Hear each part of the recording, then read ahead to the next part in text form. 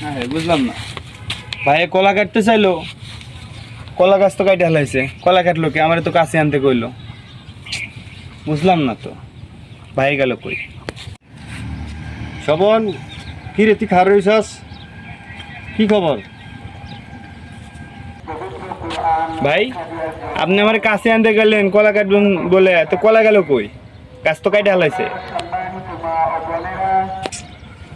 কি কস ভাই, কলা ছড়া লিয়ে গেল গা? আমরা তো কলা ছড়াটা দেখে গেলাম, এটা কি ঠিক হইলো? এই কামটা করলো কেডা? এটা কি যুক্তি আইলো?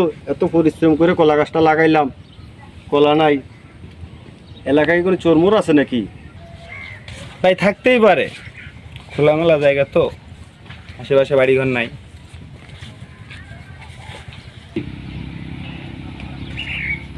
তাহলে কি করা যায়? একটা তো উপায় বার করতেই হবে। কি করতে পারি এখন? যদি তোর কাছে যে কোনো বুদ্ধি টুদ্ধি থাকে, একটা বুদ্ধি দে। আসলে বুদ্ধি যাই হোক, একটা বুদ্ধি দে, হইনি তোর বুদ্ধিটা।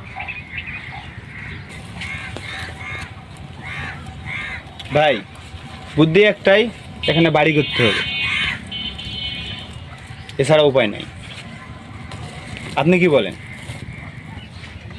সারা দিন বেড়া কাম কইরা ভাই 500 টাকা, এই যেন বাড়িটা যে করবো ভাই, বাড়িটা করতে গেলে যেন একটা বান্ডিল লাগে।